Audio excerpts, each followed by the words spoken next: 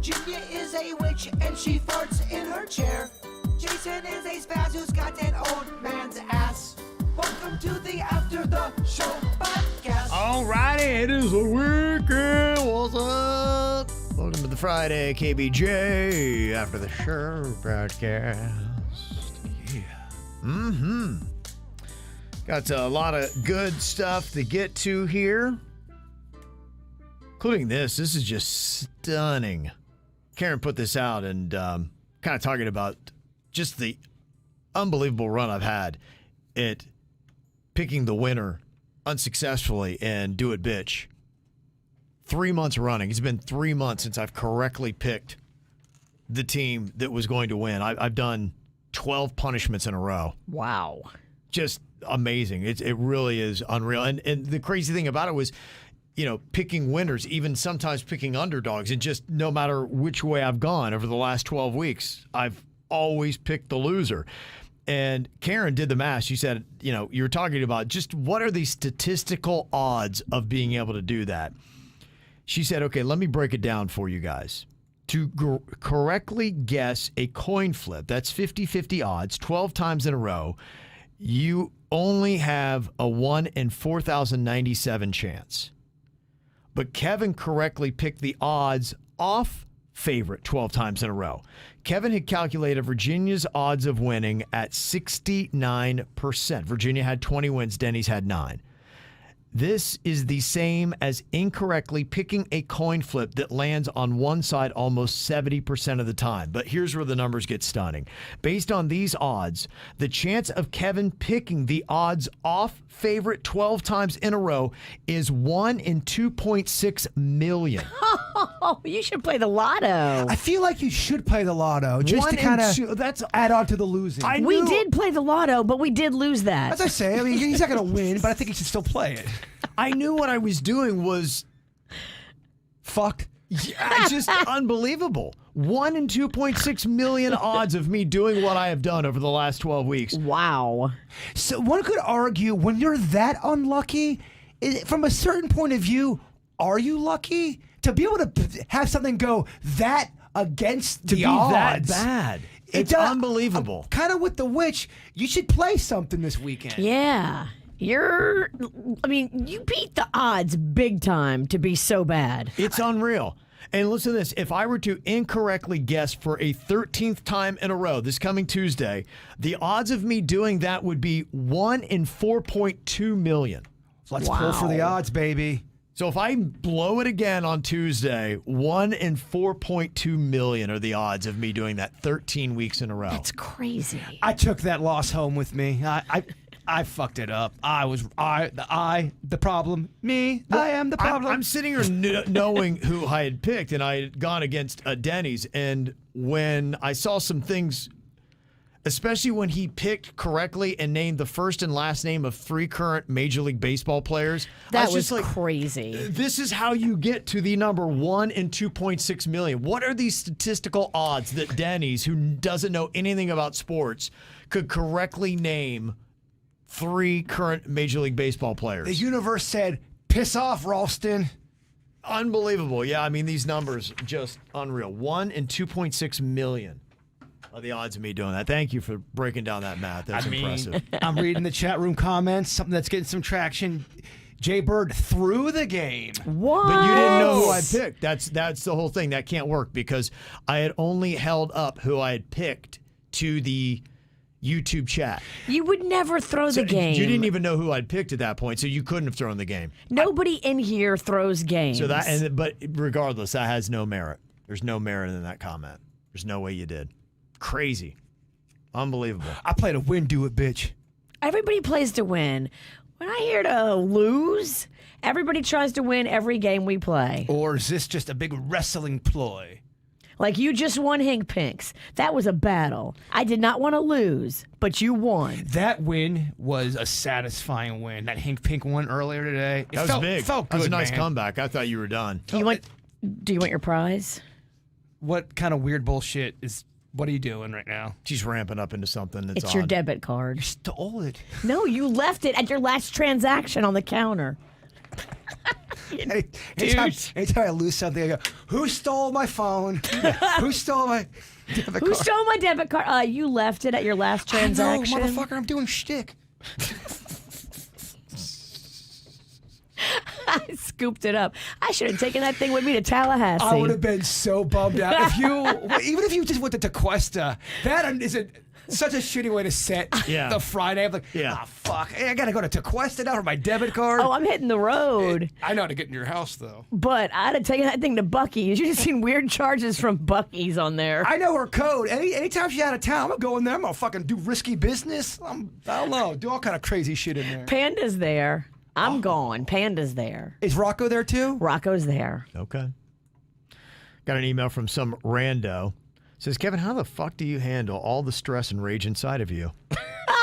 Oh, gosh. You have the patience of a monk. With the month you are having, I'm highly impressed with how you handle such situations. Show me the way, Gandhi. I highly recommend y'all check out on the TikTok the 4-part series of the behind the scenes debacle. Virginia ruins the show. That's what it's called. It's 4 parts, and I gotta tell you, it's layered. It's very good. It's pretty amazing. All just trying to make a grilled cheese. JMZ was very happy with how that turned out. The last video, Kevin don't even know I'm filming him, and he's having a fucking. It starts to kind of happen. Well, I saw Virginia kicking around over there with all the cores, and I'm kind of out of my side eye watching, and I'm like, I hope that. And then all of a sudden, and it didn't and make all that the sound. screens just go. I'm like, oh boy. But those grilled cheese, though. It made such a defeated sound, the computer. You know that the power. Your fault. And I just had that thought as I'm like, going, I really hope she doesn't. And I went, uh-oh, Kevin, I think I did something bad. Yep. There's parts where Suits is walking in looking all fucking disheveled. Poor kid sprinting down to the other studio trying to run the show from there. It's great fun. Yeah. It's a lot. Yeah, it was a lot. Linnea said, I guess this is more for Kevin here. I am imagining you have been inundated with theories and bullshit opinions about the Queens and your daughter's tattoos. So I'm throwing in my 2 cents here, which has probably been addressed. Knowing what we know from only airtime about your wife, she has severe social anxiety. And in a nutshell, and in my social anxiety as well, she got the tattoo to actually repel people. As corny as it sounds, it's literally a fence between her and society. But you are already inside the fence. You, your kids, her close friends. You being a public figure is a nightmare for someone with her anxiety. She's not disrespectful. She's reacting to a life where everyone you both go, you are recognized by fans everywhere. So it's scary for her, and it would be for me if I was your wife and I had those issues. So I think if people can look at it that way, a balance in her mind, it makes more sense, right? Everyone says, poor Kevin. I agree. Most of the time, but here I don't. I think she is making it subconsciously clear she doesn't like the limelight. Am I making sense? I mean, I disagree with that analysis. I don't know. I mean, it's layered because I think she doesn't like the random limelight that takes her and Kevin's private time away. Mm-hmm. She doesn't like that, and that does happen, and she would rather have Kevin to herself than share Kevin all the time. I also think she just got the tattoo because she fucking likes it. I mean, at the end of the day, I don't think there's. I know everyone wants to make it to this big psychological thing, and I'm sure there's some of that to some degree. But it also could just be she want to get a fucking neck tat with her daughter. Yeah, our daughter has a lot to do with it. Yeah, no doubt. Yeah, I think that is one of the things. If you had to say one of my wife's biggest phobias, I think it is about having great relationships with her kids. That is her thing. And like I said, I think it stems from the fact that her mom and brother don't talk. And I think all. They do not. They have not spoken, I think, since Cannon was born. Wow. You don't have to go into the 15 details, years. but was, in your opinion, was whatever happened big enough to where? I think I don't think we necessarily know what it was that happened, but I think my wife believes that it's possible her mom might have been a little too obtrusive in her brother's life, and he created a barrier. because of that. And I think that's a big part of why the queen doesn't really tell our kids what to do. I think she has a very deep-rooted fear that she would follow the same path and wind up in the same place, and that would destroy her and not have any relationship with her children. But does she tell sometimes, like for example, Cannon's still in high school. Mm-hmm. If she wanted him to do something, would she tell him, or is that kind of not how she rocks? She does to an extent. There are times where, you know, she does definitely still lay down the law and say, hey, you have to do this and you need to do that. I mean, she's still at her nature. It's kind of interesting because it's a battle within herself, because she is still a strong-willed person who definitely has opinions. And her dad raised her that way. Her dad was just like, hey, here it is. I mean, how strict her life was growing up, it's pretty crazy. Balls of steel. Yeah, what she had to go through growing up. Mean streets of Chicago, too, right? It was Joliet, which you could even argue might be tougher than Chicago. Joliet is a very tough town, man. It is just steel. Is it close to Chicago? It is. It's a prison town right outside. They would eat you for lunch in Joliet. Yeah. Regular Chicago fucking ate my ass up for lunch. It's Chicago, but grittier. I went to like the fun side of Chicago, Yeah. and I ate me Yeah, up the for north lunch. side's a bunch of pansies. Yeah, there you go.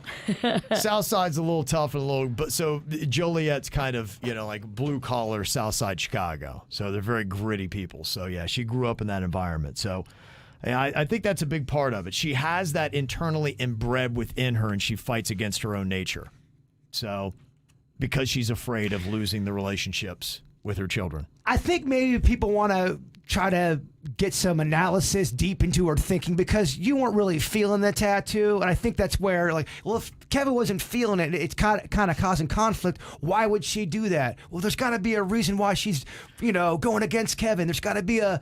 I think the fear over the rejection from her daughter is higher than it is from me. I think that she is more concerned about that, because I'm a pretty easygoing guy. And not that, Caitlin would have been mad and be like, oh, she didn't get the neck tat, then it's all contingent on that. But I think that's an underlying fear that is in my wife's mind. And so she always tries to build that bridge whenever she can to make sure that it's rock solid. I think she feels like I'm married to her. I ain't going anywhere. You signed the papers. Right. You're done, dude. Yeah. She's talking to you too, Panda. Yeah. Oh, he knows he's done. You can see it in his eyes. So, I think when it comes to parenting, my wife tries to go a little bit not with the hard edge. We still definitely guide our kids, but it's more positive affirmations to try to lead them down the right path and try to make it pretty easy for them to choose the right way to go. So it's just kind of a different style on it. My mom was very strict and strong-armed as well, and that did not work with me. That was very tough. I became very rebellious when my mom was like, it's my way or the highway. My dad had the soft, velvety glove approach of more of like, yeah, you know what? I put a lot of faith in you. You kind of disappointed me. Man. And I realized how effective that was. And you gravitate to that. I do. Even when you discipline us. It's more of just, I'm more of, man, I'm just kind of disappointed that you made that choice. And that, to me, I believe is, at least in my experience, more effective. You're talking about the second dirt today. It was pretty, I agree. It was a little light, little Whatever. fucked. Don't even come for me. You completely shit the bed in the No Name movie game. I shit the bed in many bits on the air. It's kind of my thing. Bad shitter. Got an email here, said, hey, gang, I love the new list. However, I am sad that Kevin doxed his daughter on his last, talking about the list of all the towns to go party in. Is this because of the neck tattoo? Probably an accident, or was it? You may want to remove this. Apparently, they're referring to, as Denny's posted up, because somebody asked for my list of the party spots I went to in Boston. I also have it for Nashville. I've got Chicago, all those cities I go to. I make a Google map of where all the bars, rooftops, and all that kind of great stuff is. And somebody's like, oh my gosh, you posted Caitlin's address in Boca. All that stuff's public anyway, though. Yeah. Honestly, all of our addresses, if anyone wants to show up to murder you or me, Yeah. all they have to do is Google it.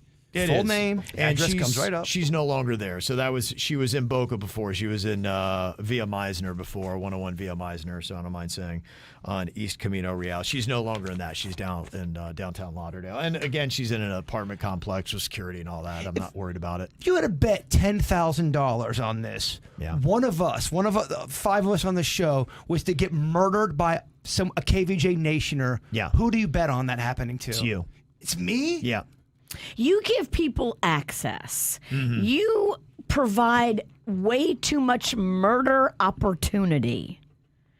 Is that the only reason why? Kevin's got the queen. Nobody's getting past her and killing Kevin. Is it because I'm single? There's more opportunity. I do let people in more. You're making a movie right now. You've got a bunch of KVJ Nation in it. Any of them. Yeah, I mean, I really haven't had a random listener walk into my house, and I think you've had, something similar happen to you. Oh, I've had that a few times. Right, exactly. So you've never had that happen. The only time that it came close was I can't believe you're shocked. Virginia took a bus full of listeners early on to my house.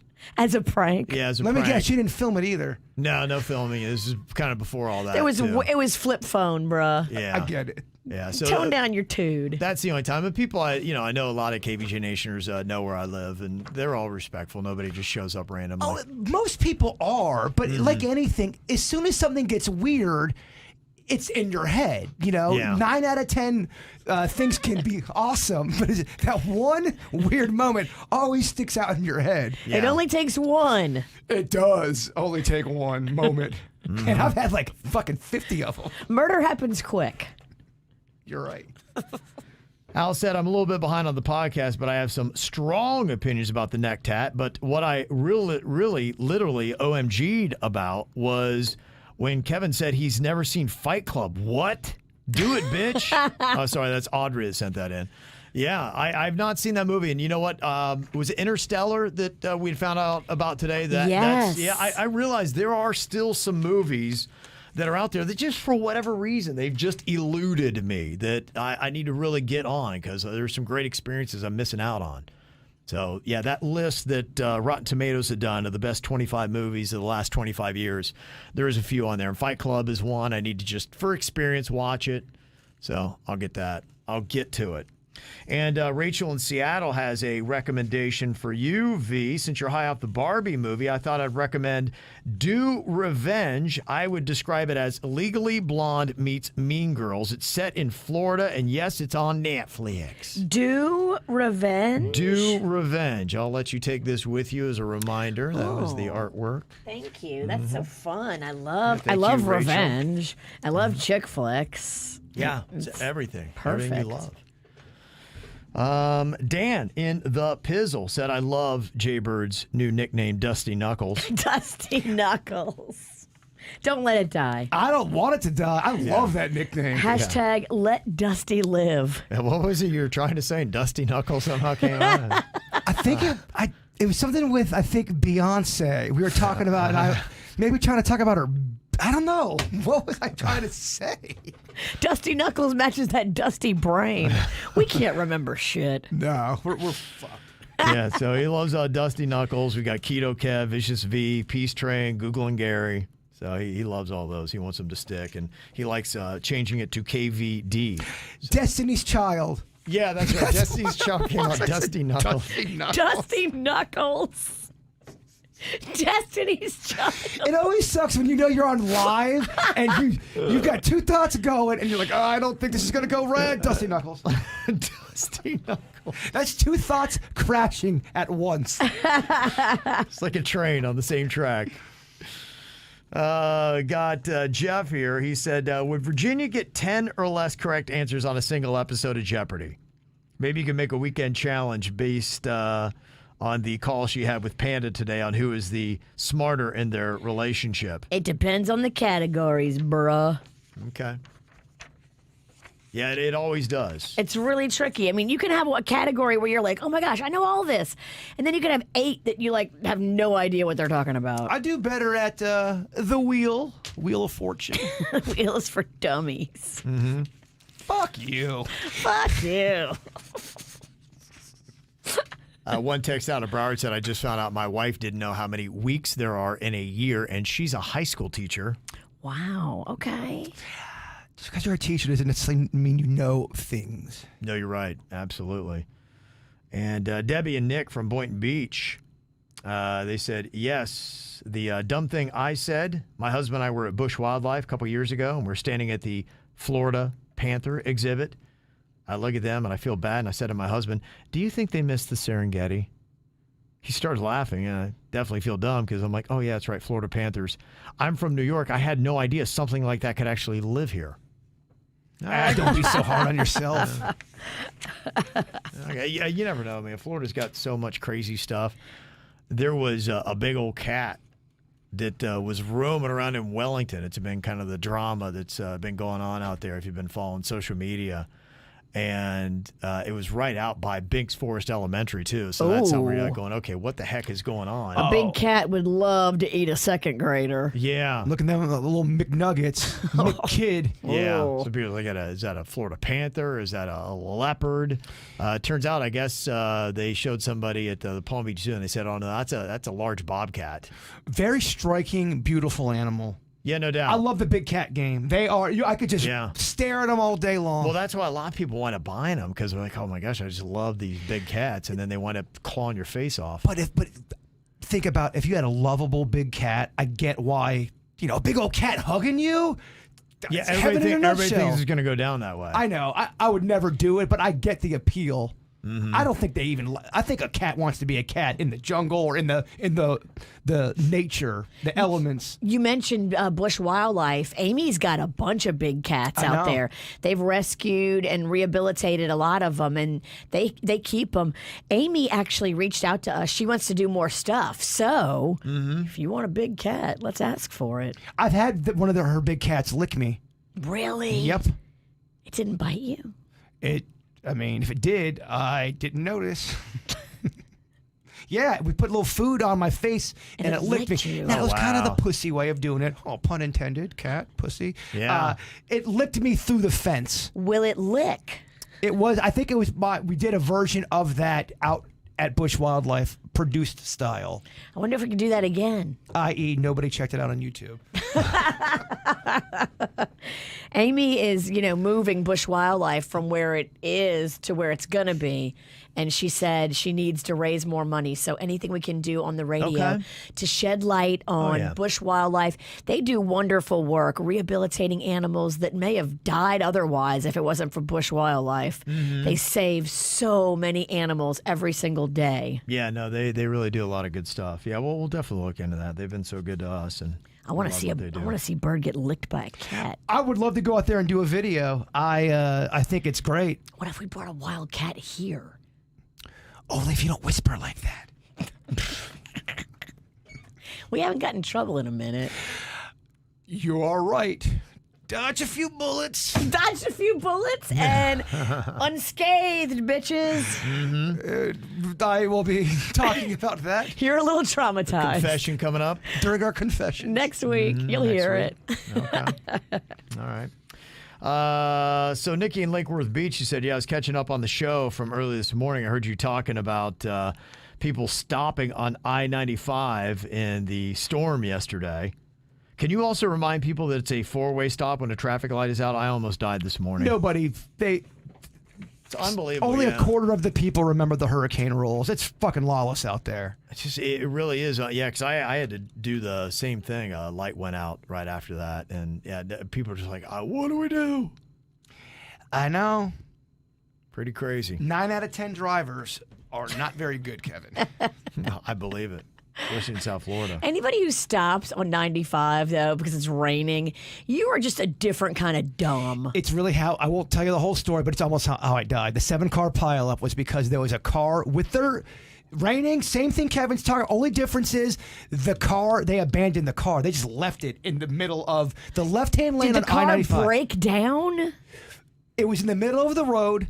The lights were Flashers on. were on. You could not see it until you got right up on it, and I hydroplaned into that thing. But look, this is different. If the car breaks down and then you abandoned it, that you couldn't help it. Whatever happens after that, you couldn't help it.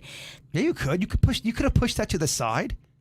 On 95? All they had to do was put it in neutral and push their car to the left-hand side, and no one would have hit it. They left it in the fucking lane. Well, I don't know. I don't know about that. But what Kevin went through is people that are driving a car that is fully functional and operational, and they've chosen to stop on 95, and they're having no mechanical issues whatsoever. They're just struggling with the rain. Yeah, they don't want to drive, and I get it, but that's what my PSA was. Pull to the over. side of the road. You can't stop in a moving lane of traffic just because you're like, I can't drive anymore. Stop. Insanity. If really, I couldn't even believe it. I was just like, what are you people doing, man? Kathy sent in an email. She's very disappointed. Oh, what did I or Virginia do? Kevin, The good boy. how could you disrespect an icon like Elvis? I've been a faithful listener of KVJ for years, and I'm a fellow Ohio University alumni and a diehard Buckeye. Damn it. But today, when Virginia mentioned Austin Butler's birthday and stated how great the Elvis movie was, you and Jason took the opportunity to ridicule Elvis, mocking him and calling him a fat pig and basically a pedophile. Damn. I never called him a fat pig. Never said fat. Kevin did. Did I? No. He called him a pig. I called him a pig. I don't know that I called him a pig. I called him a pig. Somebody called him a pig. That was me, and I never said fat. I don't call people No. fat. I don't believe I said that, and I don't think I called him a pedophile. I just I was said- doing, Jaybird called him a pedophile. Yeah. I said I was let's- just doing his impression. I was again. I mean, I thought I could go in on Elvis and not fucking offend No. anybody. I thought that was a safe person to go after. No. Without getting any shit from anybody. All right, let's defend the king. She said, what other entertainer can boast the musical accomplishments Elvis has? Who else has had so many movies made of his life and career? And who has a yearly vigil attended by thousands 46 years after his death? I'm fine with you saying you're not a fan or you didn't like his music, but to call him a fat pig and mock him is truly reprehensible. I guess I'll tune into the True Oldies radio station now. Oh, damn. That might be Instead your of the speed. KVJ show. Yeah, probably your speed. We might make fun of Elvis again. In fact, that might be my mission now on Monday. They Monday, at make fun least of Elvis respect Day. the king of rock and roll and they play his music. Nobody had more hits than him. Nobody fawned over 13-year-old girls like the king. There you go again, Bird. How dare I? Mm-hmm. And Hound Dog, kind of a shitty song. And that's what you call doubling down. Well, they ain't listening, so It's true. I'm She pissing gone. off our other Elvis fans. He's all right, true oldies. Got an anonymous email here. Said, I'm not sure if you've heard much on Kelly Pickler since her husband passed, We talked about it today in the dirt. other than the snippet that came out yesterday in the main news. But there is a very large Facebook group called Investigating Kelly Pickler, where many individuals, some who knew her husband and his family, are stating Kelly was involved somehow in his death. What? They have stated assisted suicide and such, and it's going through various legal stuff in Tennessee. Apparently, she may have been going broke and What? wanted his money. Assisted suicide? That's crazy. That's not in the story. In the story, it says Kyle took his own life on February 17th at the age of 49. It doesn't say anything about her being involved. Yeah, it does not. That's weird. She's planning on having an intimate memorial for him later this fall, and they are going down the route of somebody who is struggling with depression. They even give out the line to call for the National Suicide Prevention Lifeline. She said, I haven't heard this type of reports on the main news, but this group has blown up, and it's very interesting to read. I just wanted to throw it out there in case you and your audience are curious. Facebook group is Following the Kelly Pickler Investigation. So maybe you can get more details on that there. I just don't. I want to go back in on Elvis again. I'm just kidding. Okay, thank you. I hadn't heard anything about that being devious. Got an email from Tracy, and she said you were talking about how 62% of Americans are drinkers, Woohoo! and especially on the binging, right about 30% Let's of get those those numbers between up. 35 and 50 are considered binge drinkers. We'll do 5 or more. She said, I was never even a regular drinker before COVID, but that has now changed, and I have a couple drinks a week now since the early days of lockdown. Yeah, that is a big part of it. That really changed the booze game. People with stress that was going on there, boredom, I think were the two things. The fact you could get delivered alcohol still to your house and you're having to make your own fun.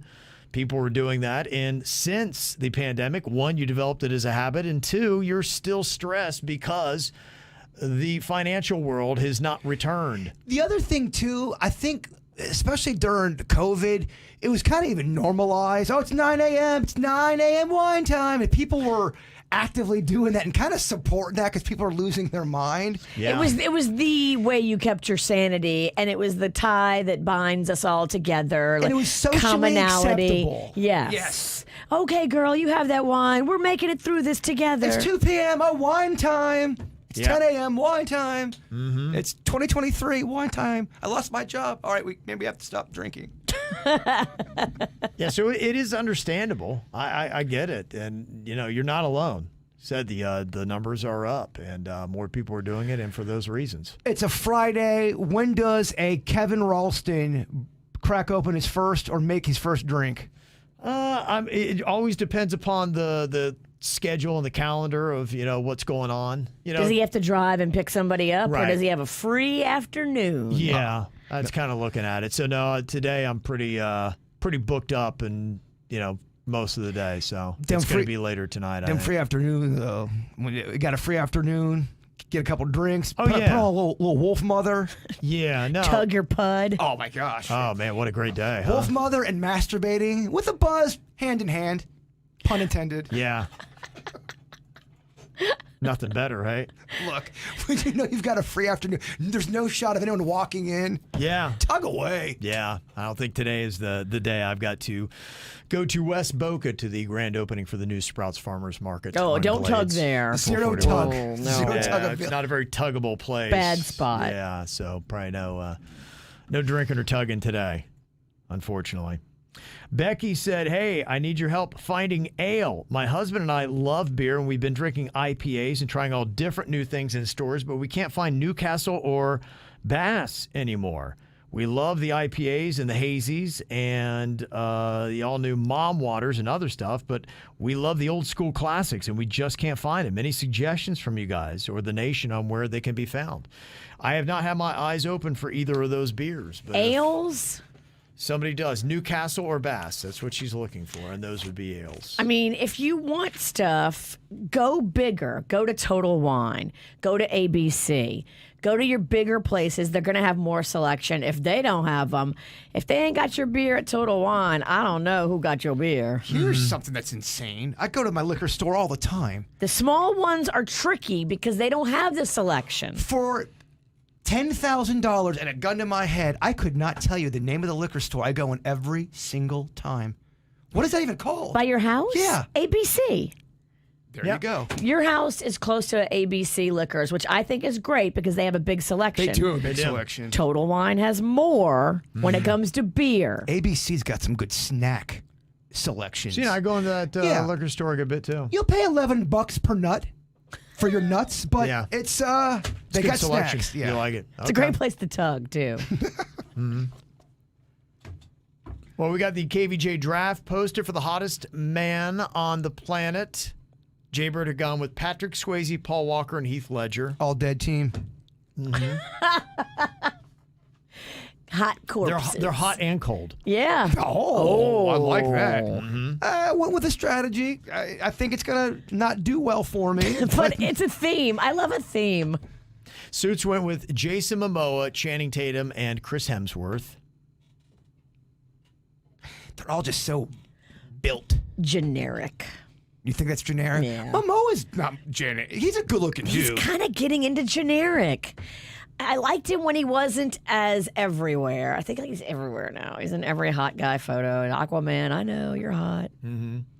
And I went with Lenny Kravitz. Yes, that's the pick of the day. That would be the one person, yeah, if I could look like anybody, Lenny Kravitz, man, it's unreal. I think my man's almost in his 60s, by the way. Still has a washboard ab. He looks 27. It's unreal.